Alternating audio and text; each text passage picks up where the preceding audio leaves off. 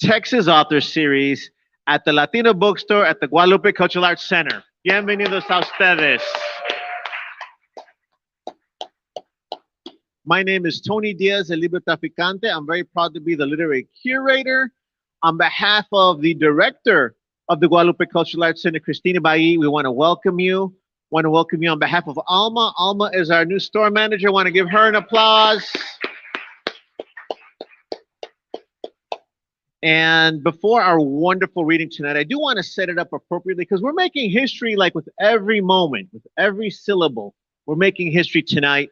And we want to spread the word because that's the goal. The goal is that people need to know that there's only one Latino bookstore in Texas. ¿Verdad? ¿Verdad? You're in it. Okay? You're in it. You're in it right here.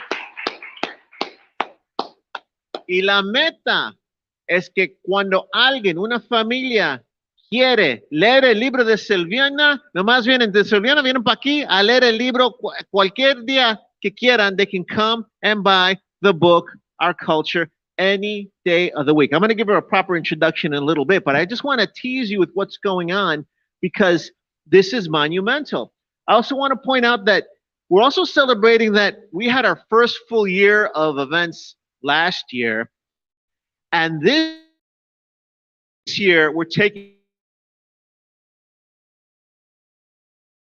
it up a notch. But there's several different that I think you've heard of him. Congressman Joaquin Castro, ¿verdad? ¿Verdad? Champion of our community. We want to let you know that he, in his role as an elected official, went out of his way and he helped the Latino Bookstore get a grant for $100,000.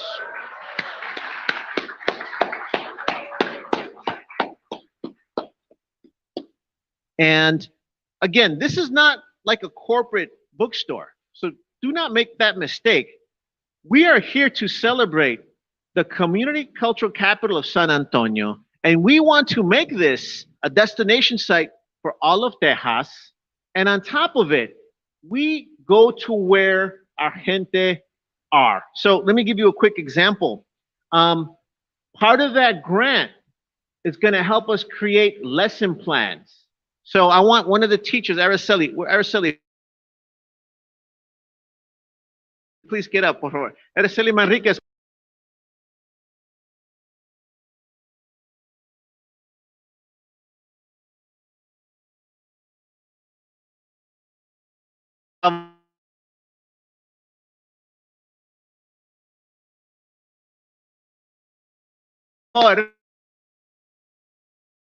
Applause.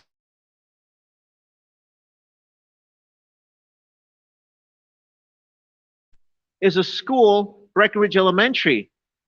They are now tapped into the leading literacy program in the country. So, for example, I do want to share with you, you may have heard too, this is really touching to me because Congressman Castro, this is kind of somber news. You may have read in the newspaper that he was diagnosed with cancer. That is touching, and I want to say that out loud because he's fighting right now, struggling for that. I believe he knew he was diagnosed with cancer when he came and gave us the check. ¿Verdad? And that day was magical because this whole area was full of second graders from across the street. We had about 100 second graders right here. And Congressman Joaquin Castro se sentó con un libro and he read to them. And the kids, you know, there's a lot of myths about our youth, that we don't pay attention, that we don't like literature. That day, those children were spellbound. And I know they have a story to tell from now on. And they will remember. And here's the goal. We're going to celebrate when they write their books, when they are published. This place will still be here. It will join your book on the family library. Their books will be part of there. And that's really what's going on. This is part of a movement. Do not mistake this for a corporate bookstore. This is a movement, and tonight, va a ser un party, okay? Va a ser un party aquí, ¿ah?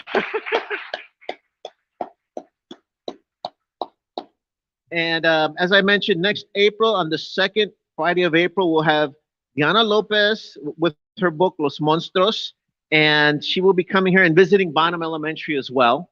So that's going to be fantastic. Now, I do want to thank the folks that helped us create tonight. I got to give a shout out to, actually, Don Tomas is the padrino of the Latino bookstore. So Don Tomas, por favor.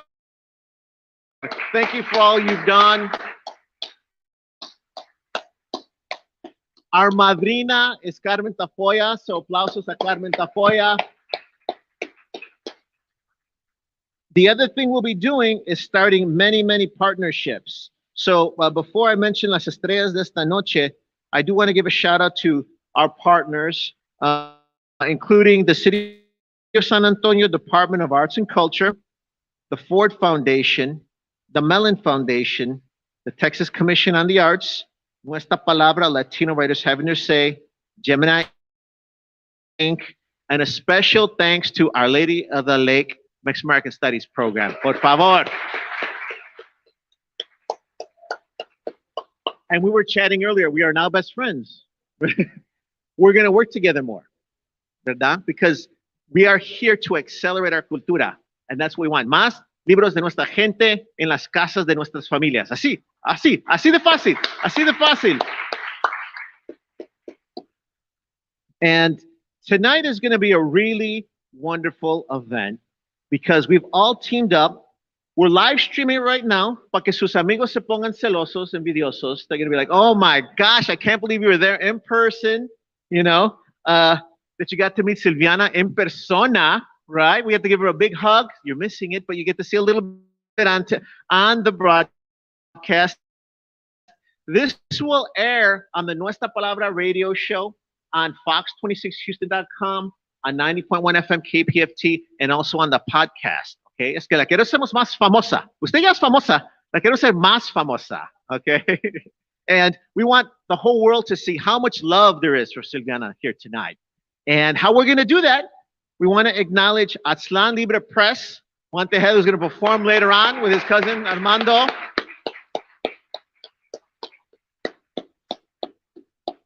And it's cute because there were some people asking, well, it's the Texas Author Series.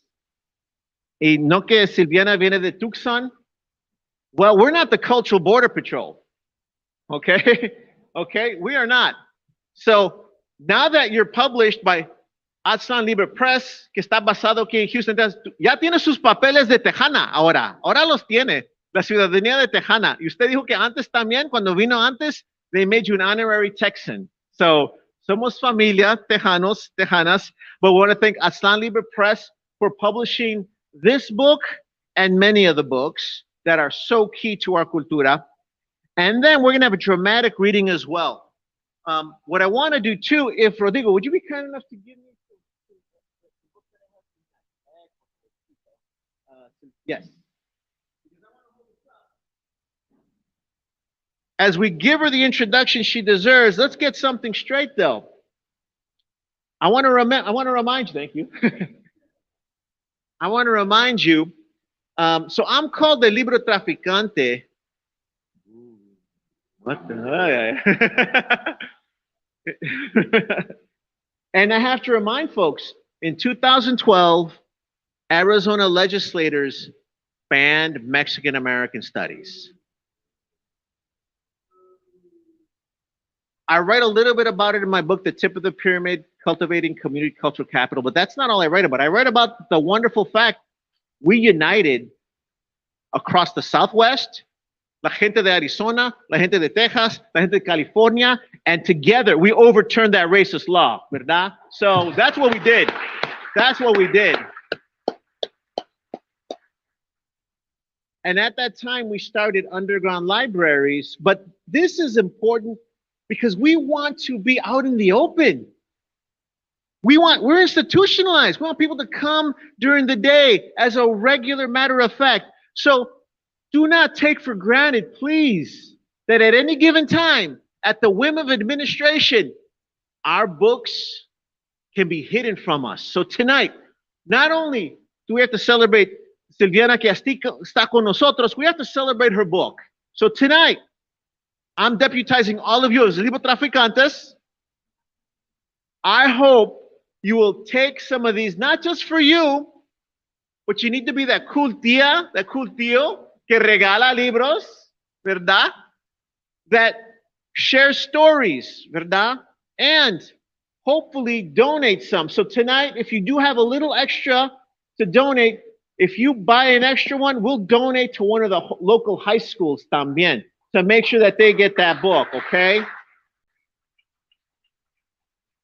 Because that's what this is about. At the end of the day, we want so much cultura that people really, really enjoy it and get all they can from it. And tonight we're going to have a dramatic reading. We're going to have Florinda Flores Brown. She's going to do a dramatic interpretation. Talk more about her in a little bit. And before I introduce our keynote speaker, I want to give some tirarles flores antes que den flores a nuestra invitada.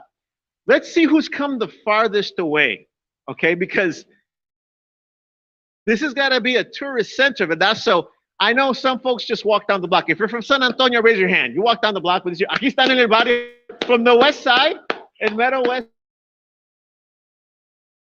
All right, cerquita. Aplausos a ellos.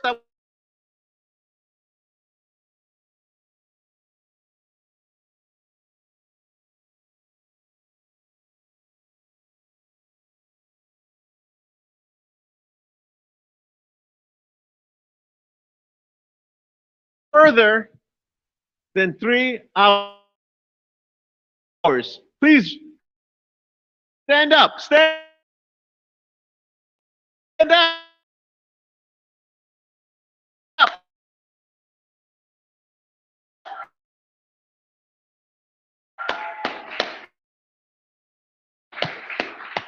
I tell you what, le tiramos flores a usted. Yo sé que usted tiene unas flores para regalar a nuestra invitada. Can you bring up the flowers for Silviana first, please? I want to start this with magical flowers, por favor. Silviana, antes de introduce you about the book, please come up and get your flowers, por favor. Por favor!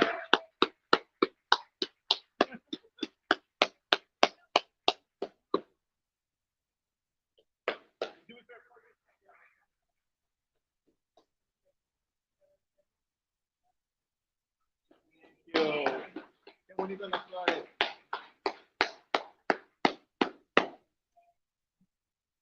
That's beautiful. That's beautiful. I'm gonna say some. Le voy a tirar más flores. Ahorita primero le voy a tirar más flores. I'm gonna go backwards. So Florinda will read second. So I'm gonna introduce her right now and then just say her name. But Florinda Flores Brown is a writer, educator, and nonprofit professional from Laredo, Texas, now living in San Antonio.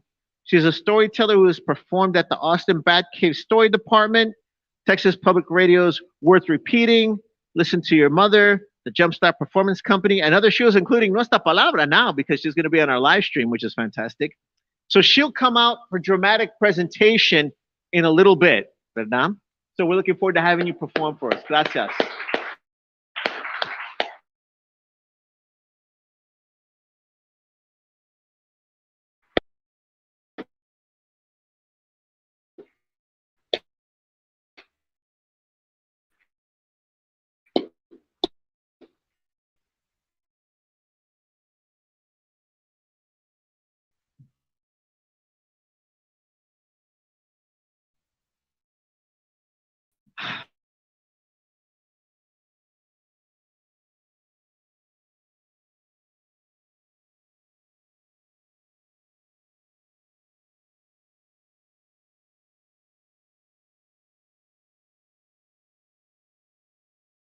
Appeared on the bilingual program Reflexiones as Doña Chona, a 7-year-old social and cultural activist. Very cool, very cool. Her awards include 2 playwriting fellowships from the Arizona Commission on the Arts, 2 playwriting residencies from the Ford and Rockefeller Foundation, which are major national recognitions, an artist award from the Southern Arizona Community Foundations. She twice won the Chicano Latino Literary Prize from the University of California, Irvine, once for short story and once for drama. 3 of her plays were produced by the Guadalupe Cultural Arts Center. Aquí, yeah.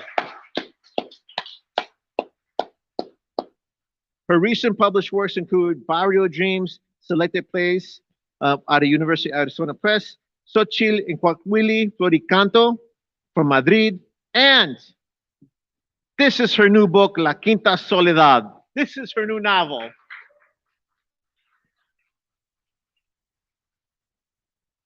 Here's my special information on her. I'm so proud that she was the first Chicana to get a master in creative writing in Arizona. That's amazing. Y me da mucho orgullo because there's some folks that look down on our language. She was one of the first Chicanas to use English y pachucoismo in plays.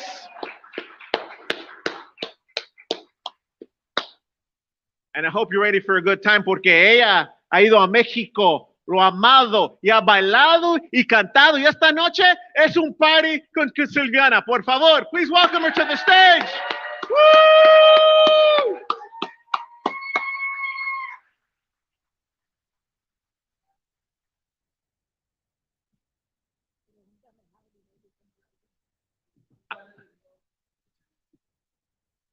I'm going to start off with one particular question.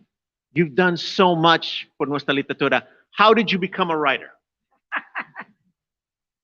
My grandma, la malhablada, when I was a little girl, well, in elementary school. Well, one teacher said, Sylvia, he says, who is Sylvia that all the poets commend her? I said, oh, who said that? He says, Shakespeare. I said, okay, I'm going to write. And then another time, my nana, I went and told my nana, I found dictionaries. Le dije, Nana, I'm going to be a writer. Y me hace, pues el dicho al hecho hay mucho trecho, cabrona. Which means there's a long stretch from action to saying something. The other teacher one time says, he called my name. He says, Sylvia Wood. And he says, you know, you're Wood. How come I'm Wood? He says, well, because the goddess of the trees is Silvanas. And then you're Wood. I said, okay, so I'm Wood. And I just got to tell you 2 little things. I was telling Nena, that's my cousin, that's my daughter, Tamara. And the rockers over there. And all the actores. Wow. My brother, I was telling somebody, my brother was Willie Wood. Muy blanco, muy güero. And we would come from the swimming pool con piojos. And when I was bored in school, the teacher wanted to calm us down and she would put waltzes.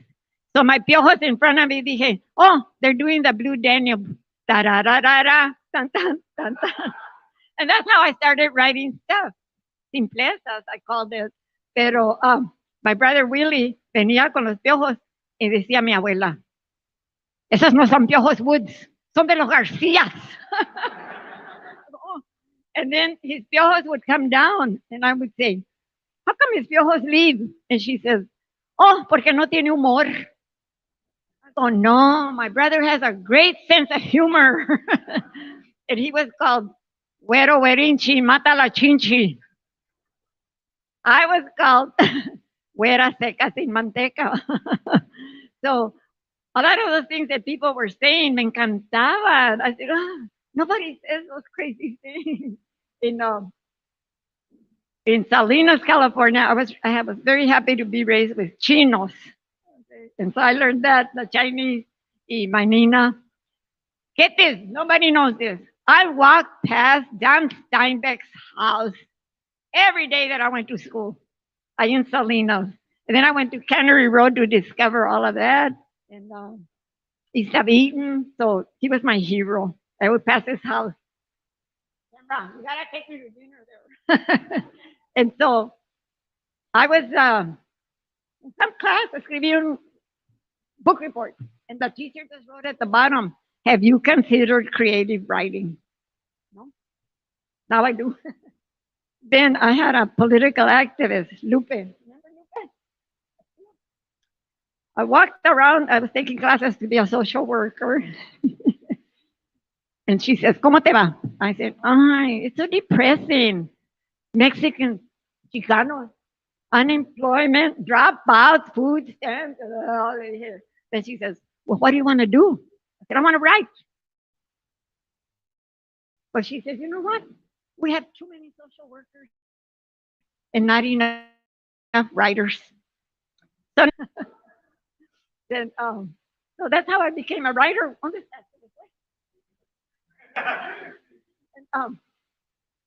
my nana, when you read my book, it's mitad fiction and mitad real.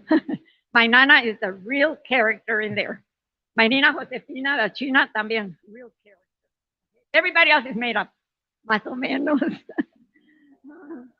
I was in Mexico, and one señor me dice, they're very polite, le dije, dispense, mi español no es muy bueno.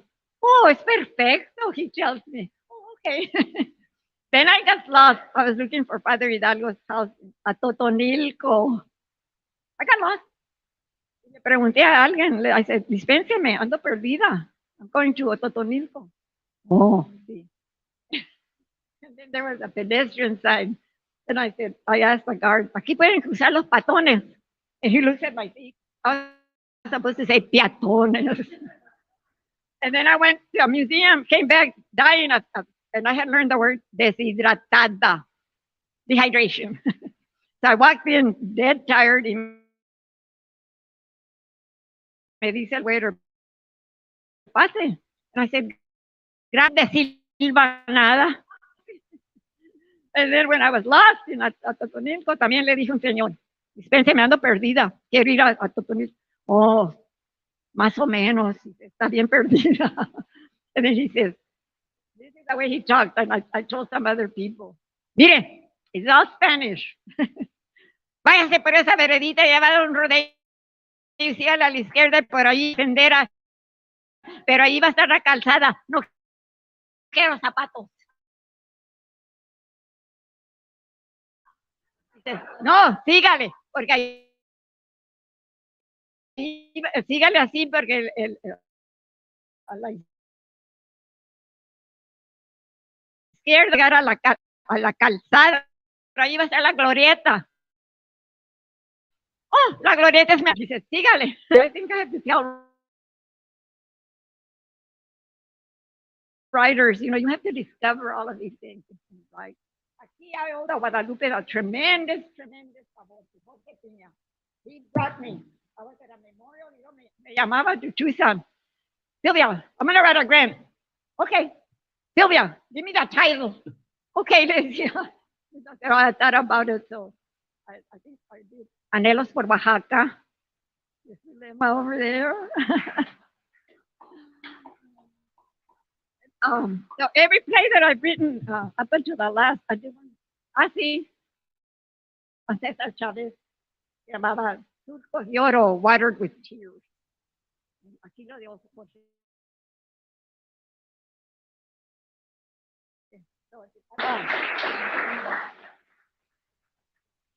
people that know me, here I'm at a loss for words. La mentirosa. Me dan schedules and then okay, mijo, where am I? Am I now on the prologue? Oh.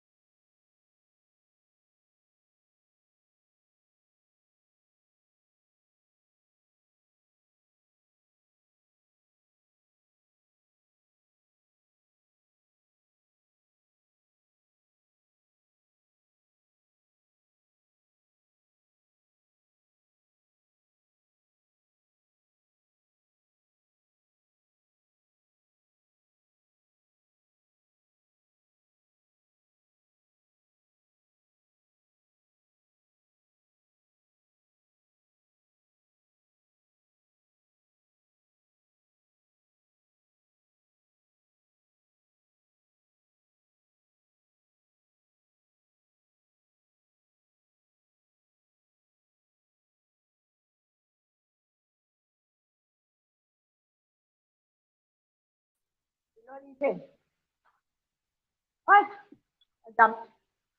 And she told me, if you find yourself in a very desperate situation, dangerous, and you need guidance and help, that's when you hear and they're going to come and help you. So I asked her if she was always going to be at my side, and she said that she didn't answer me. Oh, but she looked at me and she smiled and patted me. And I thought that with my crazy imagination, I would surely see the spirits. Like my mom used to see Dusty, her best friend, Tia B.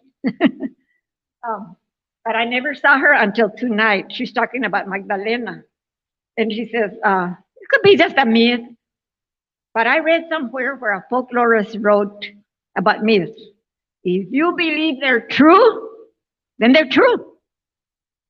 So I believe that my grandmother will always be by my side forever, and she will come and help me like she did tonight when she appeared and we helped save the little girl at the dry riverbed in Magdalena, Sonora. So tonight, before I go to bed, I'm remembering very clearly my grandmother's precise description of the fiesta that she told me about 50 years ago when she was around 60. And I had lived the last 4 years speaking only English. But even so, my grandmother and I had many long conversations because she understood my English and perfectly, and I understood eventually her Spanish.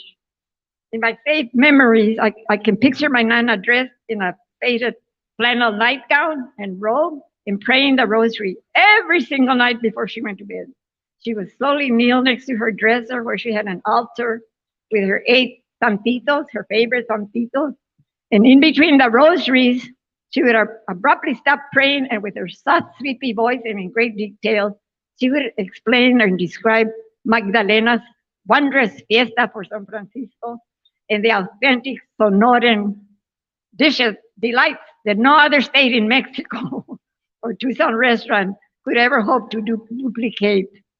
Those were her 2 fondest memories, and she never stopped telling me. I told you she said bad words. Okay, dice, o sí, Quinta, créemelo o no, pero de veritas, aunque hacía un pinche calor de la tiznada, yo, aunque fuera o no fuera ya el mes de octubre, no cabe duda que las fiestas del milagroso San Francisco en mi pueblito de Magdalena de Aquino, Sonora, era la fiesta más grandiosa de todo el mundo y con la mejor comida en todo México. Yes, those were her exact words in her very own distinctive and unique, imperfect Spanish, which included a truly impressive range of misuse, mispronouncing, y muchas malas palabras. I hope it doesn't offend people. And guess what? I have to totally agree with my grandmother. The Fiesta for San Francisco is the grandest celebration in the whole world, and with the most delicious dishes in all of Mexico, especially the pozole de gallina pinta, which is made with beef, not chicken, and pinto beans and hominy. So it's not a painted chicken, pero híjola, Chihuahua. It was just like she said, for being the month of October, it was tiznada hot. Okay, that's quickie. And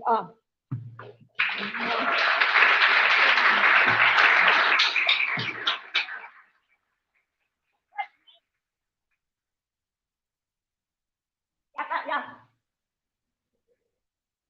Okay, I don't know that Juan no está scared though. Aplausos, por favor.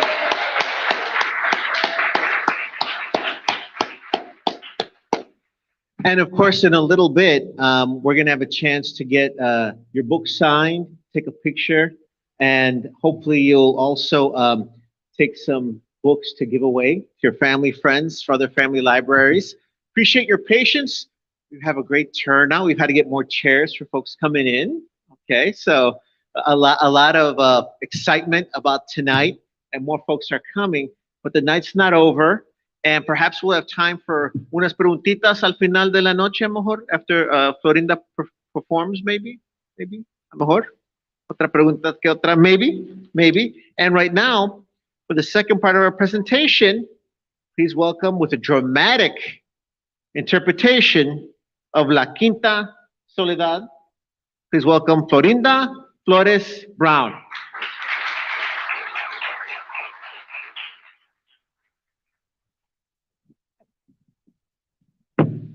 Have to make sure it's short enough.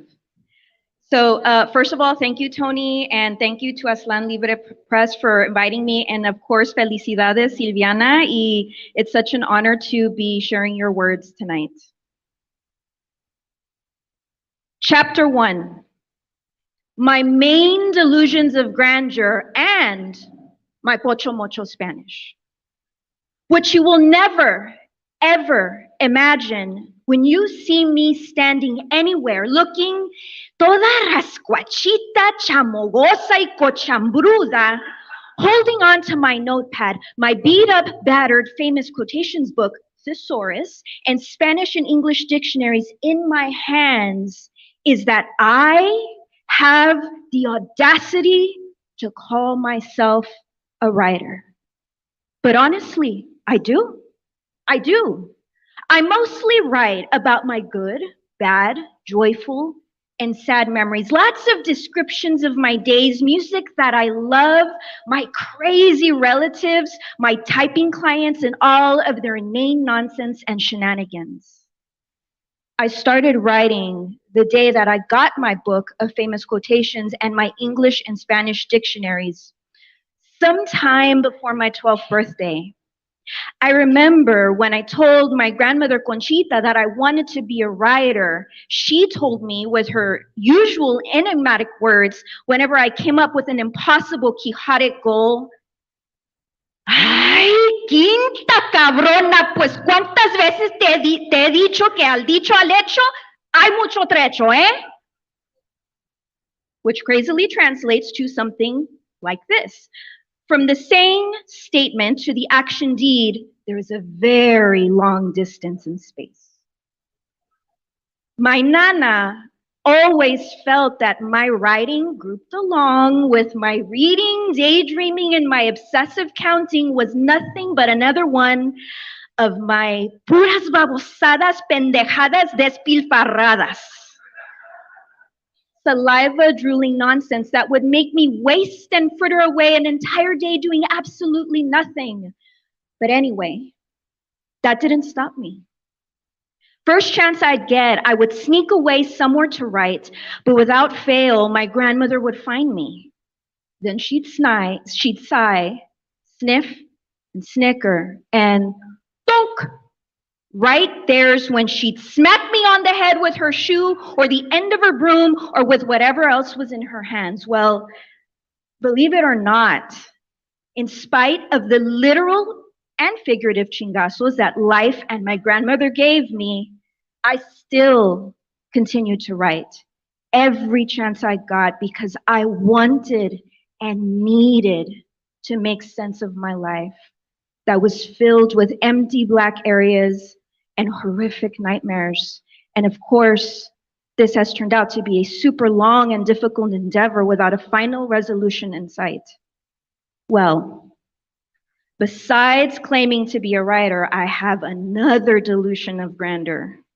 I could have been a photographer, like the woman who went around taking pictures of every sad and very poor people during the Great Depression. I forget her name, but it'll come to me when I least expect it. Anyway, just like her, I would have plenty of these gloomy subjects around here, except that I would prefer to take photographs of smiling people, if I could find any. Or, you know, I could have even become a movie director, like Alfred Hitchcock, and I would give myself lots of cameo roles, and then I'd unobtrusively stroll in and out at all the different murder scenes, and like maybe I could be a detective taking copious notes in a red spiral notebook, and plus, I would get to mingle with the real actors and eat the fabulous catered meals under a rented tent. At present time, I'm a typist for my relatives, friends, felons, juvenile delinquents, and a few law-abiding citizens. And I like to introduce myself as a writer to them. Although, to be sure, you could rightly say that calling myself a writer is quite a hyperbolic exaggeration, because I truly believe that my command of both the English or Spanish language is almost non-existent due to the fact that I have a very wonky manner of speaking and writing in a very mixed up hodgepodge manner with improper bad English, pocho mocho Spanish, Spanglish, and code switching. But before you know it, like an uninvited, intrusive comadre mitotera butting into the conversation, my past always inserts itself into my present every chance it finds. And then I can't find margins or seams to separate the two. At these times, I even think that I could be like Joanne Woodward in that movie, Three Faces of Eve, where she had multiple personalities because when she was a little girl, she was forced to touch her dead grandmother. But I know for a fact that I never touched my Nana Conchita to give me this kind of trauma because I never even went up to her coffin. And besides, to be honest, sometimes I think I don't even have one personality, much less three. Chapter 7. Remembering the day when I came back to Tucson, Arizona, July 1952. To remember anything from the 4 years that I spent in Salinas, California, all I have to do is catch myself eating rice with my fingers, just like my Nana Josie, or reading the plastic wrapper on a head of lettuce where 9 times out of 10, the lettuce comes from Salinas. Or hearing John Steinbeck's name or titles of his novels on Jeopardy. And my first and final days in Salinas instantly come into mind. Well, that's Salinas. But the day that I stood outside of my Nana Conchita's house is a day that is so etched into my memory that I can vividly and clearly remember every single overwhelming moment of it. To start, after the people in the hotel asked my Nina and me to move out, like in a story by Jules Verne, on a day that began arid and windy like in the Sahara Desert, with the wind blowing, sand flying, and a yellow sky, I have been magically transported through time and space from Salinas, California to Tucson, Arizona. It was an opportune time for everybody because my grandmother had just had a very serious operation on her hips at the Pima County Hospital. And for about 6 weeks, my Nana Conchita would be immobilized and unable to move or get up from her bed, and I was to stay and help her. I really don't know how I got here or who dropped me off, but in my hand, I'm holding a paper with the address 937 North Conson, and I'm standing outside a house in a treeless, unpaved, dusty street with one brown suitcase next to me on the dirt sidewalk. And just like in the picture where Rene Martinez, the dishwasher, took in front of the Chinese restaurant back in Salinas, I am wearing the same avocado green California pioneer woman dress that I wore one day over a month ago, but without the stupid bonnet because I lost it on purpose. The deep pockets are stuffed with plenty of pens and pencils from who knows where I got them from. And my hair is combed into 2 thin braids. Because of the wind, I have to hold down my dress with my hands, and I feel tiny sand pebbles hitting my skinny legs and arms, my face, and my glasses. And if I breathe through my nose or open my mouth, the dry brown dust enters and chokes me. I don't even remember knocking at the door, but someone is opening the door to let me in. Chapter 20. Altagracia was always so popular and never skipped a dance, whereas I, most of the time, just sat there tapping my feet to the music like Vivian Lee and Gone with the Wind, who, because she was widowed, cannot dance with anybody. So, for almost an hour, Gracie's been dancing away while I just sit there, popping my gum, just like my Nana Conchita said that only whores, like my mother and her alcahueta friends, did. So there I am, trying to look sexy, and bored. With my nalgas getting sweaty, sticking to the chair and swirling my straw and the melting ice cubes of my soda, or eating the dried shrimp because who cares if I got bad breath? But sometimes, if I was lucky and prayed hard enough, two guys at the same time would come to ask Gracie to dance, and the second one would be stuck with me, the leftover. Which is precisely what happened next. Eusebio, Chevo, Pesqueria walks to our table to ask Gracie to dance with him, the fast jitterbug in the mood, but when he got to our table, she had already swished away in a swirl of her stiffly starched crinolines, and Chevo is too polite to turn away when he sees me just sitting there.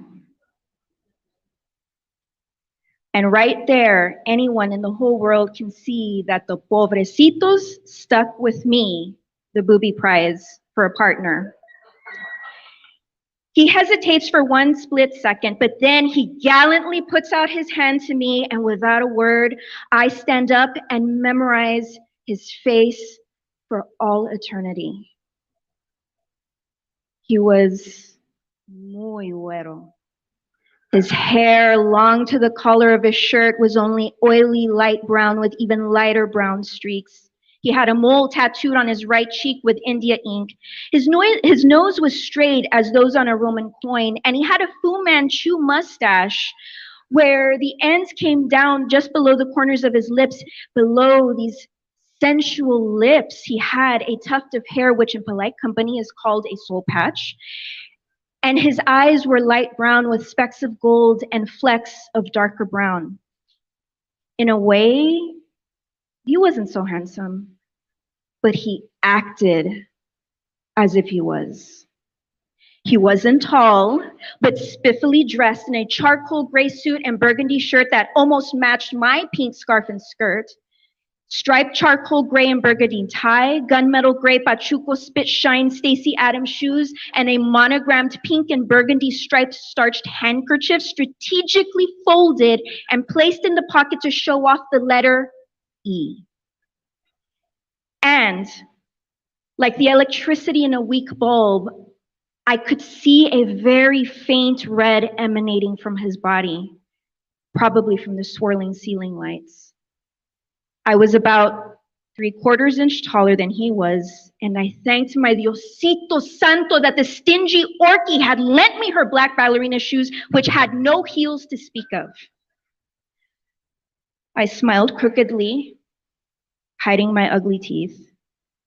And I don't know if he was disappointed with the booby prize that he'd ended up with, but he still gallantly took my hand and led me to the wooden dance floor that had been slicked up with soap flakes, and where I, taught by my champion dancer sister Orky and my Nana Conchita's robe belt on the doorknob, followed every single intricate step that Eusebio, mi diablo, executed to Glenn Miller's In the Mood.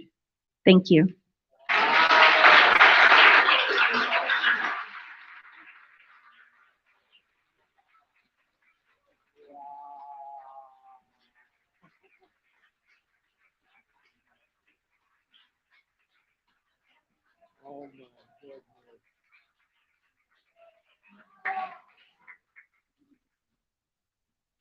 Silviana Wood.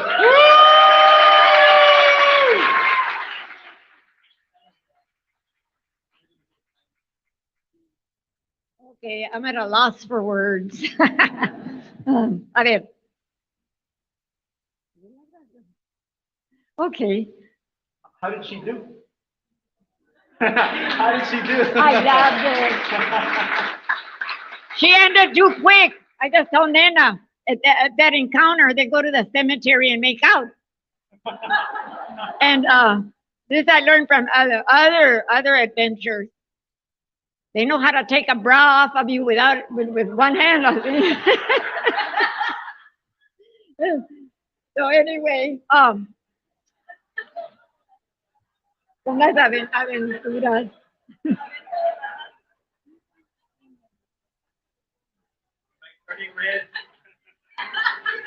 And, um, I don't have anything specific, but I do want to thank everybody. My daughter Tamara over there, Tamara,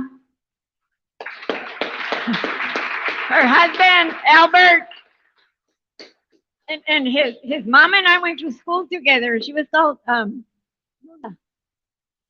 So they had a secret engagement party.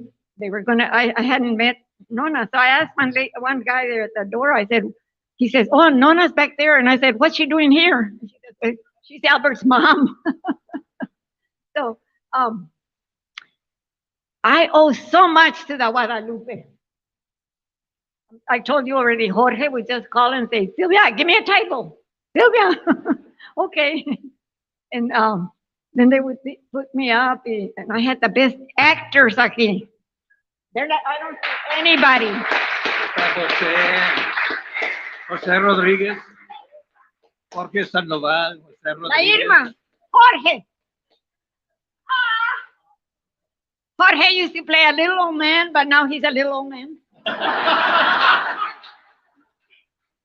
Okay, who's next? Who's next, please? José Rodríguez. José. Stand up, José, Jorge.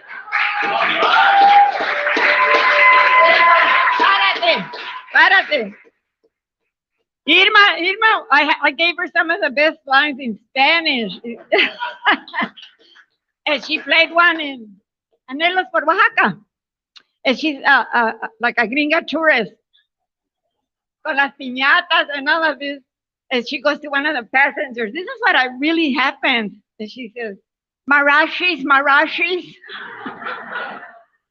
And you wanted Quintanamera. What did you want? You want Quintanamera, a song." And they didn't know it. And she says, "You don't know Quintanamera?" And then the other guy says, "I want Canción Mixteca." Jose was, so anyway, they decided to become their own group and call themselves Los Actores de San Antonio. And they made me an honorary member. So gracias.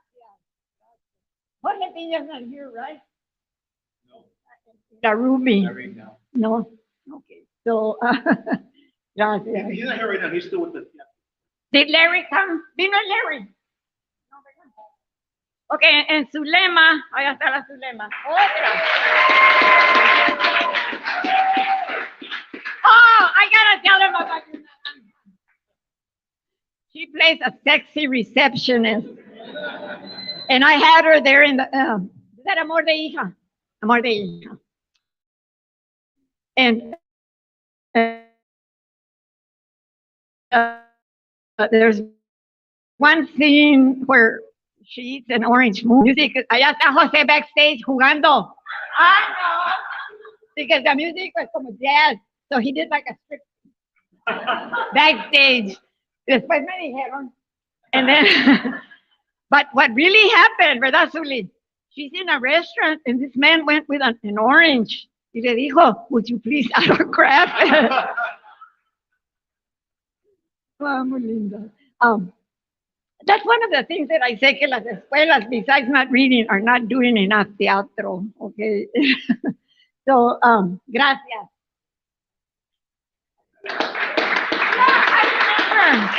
You can say, "Mr. Marashi, Mr. Marashi." And then we had to help her with the Spanish sometimes, porque when she wanted macaron, she says, "Yo quiero maricón." And then she went to the mercado. You know, they say, "Oh, I saw the real pigs hanging." So, gracias. I'm meeting so many people that I do hope that I have to remember. And I owe so much to Juan. Okay.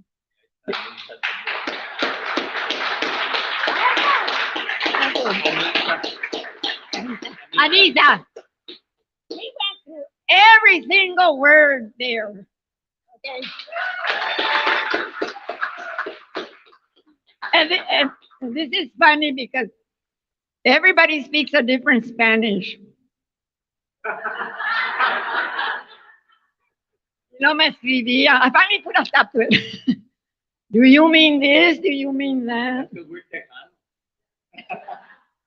Arizona.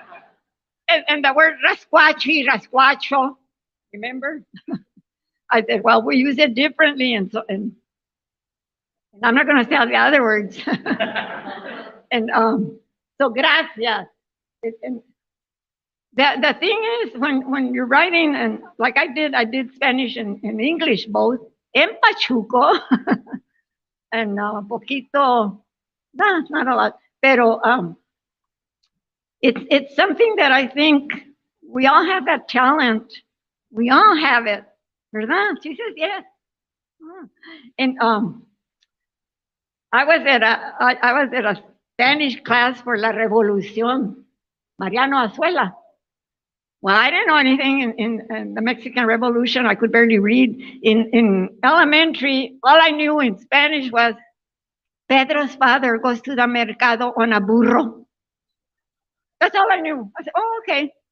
So, so when I wanted to learn Spanish, me metieron allí al de la Revolución. And the teacher says to me, ¿qué papel jugaban las mujeres en la Revolución con Pancho Villa en Chihuahua? Well, I'll be damned. Oh, I said, lavaban la ropa y cuidaban, así, hacían comida y limpiaban y cuidaban los bukis.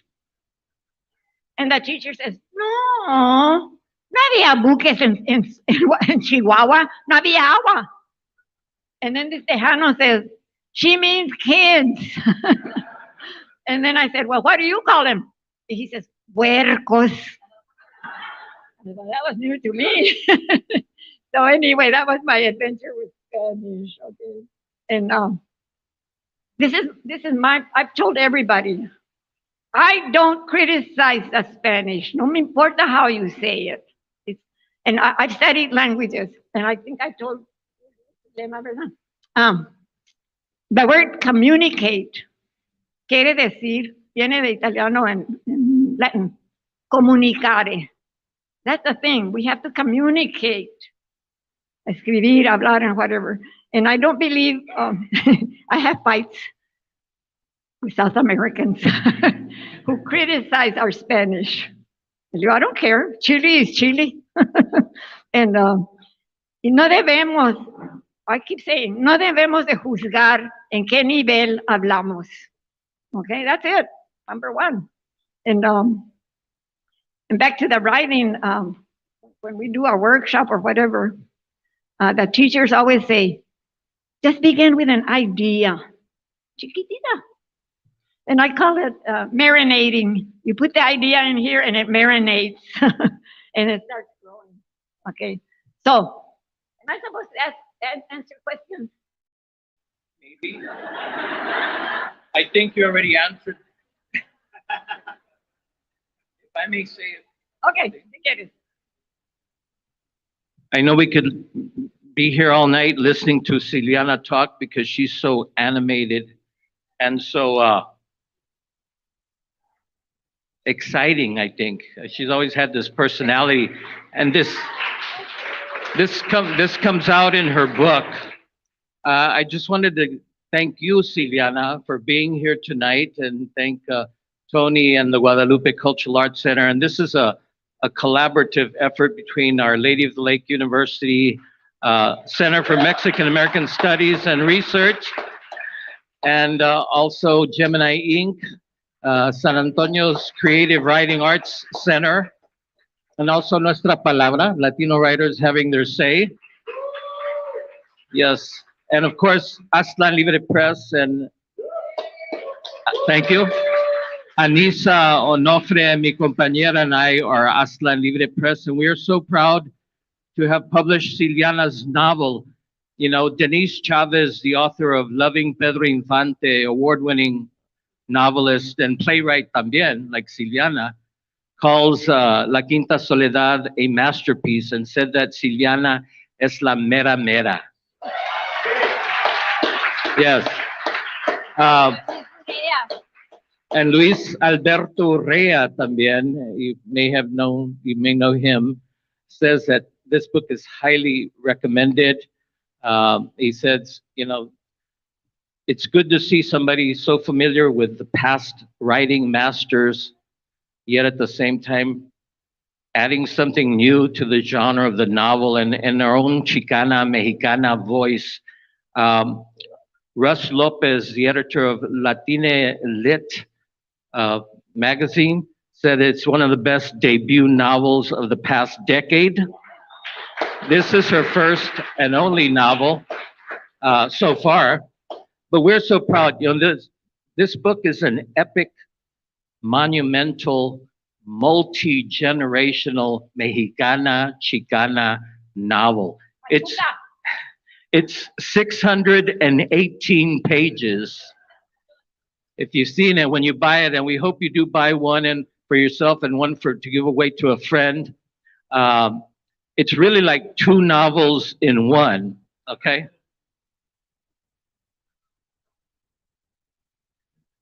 But it is truly amazing, and we are so proud to be able to publish this. And my primo hermano Armando Tejeda and I are going to be doing some music here for you during the reception. There's something to drink and some snacks there. And like I said, hopefully you'll buy it. You can purchase it in the store. And Silviana is going to be signing at this table, and we can mingle and chat a little bit and enjoy each other's company. So I just wanted to say that. Thank you again, Silviana. I want to add something. Okay. Please stay for the music, and I will show you how to dance. He does the chotis, which came from Scotland. Las polkas, that came from Poland. Las cumbias, they say Venezuela, Caribbean, y que sabe qué. So, stay for the music. Okay? And I imagine I have a 6-footer partner invisible. Y si me tienta mal, le meto unas chingazos aquí. Okay, so, where's Armando? Mando. Come on up here, Mando. And like I said, Silviana's going to be on this table over here. So please purchase some books and get them signed by Silviana. Mando's coming up here right now. Okay, I'm going to read my actors over Okay. And we need you to get on the table to sign there. Oh, when you're ready. Hurry up. Porque quieren. Thank all of y'all for coming here tonight and making this a very special kickoff to the Guadalupe Cultural Arts Center's Texas Author Series 2023. This is a kickoff. Thanks to Tony Diaz for hosting it. Tony, while I get my accordions, you want to say a few words here? We can wrap it up. Thank you. Did you have a good time? Here's the proof. Here's the proof. Take one of these home. Take our cultura home. Thank you so much. Get used to this all year long, every second Friday of the month on behalf of the Latino Bookstore. Están en casa, and take some of our cultura home with you. Gracias. Buy a book, get it signed. Yeah. Woo.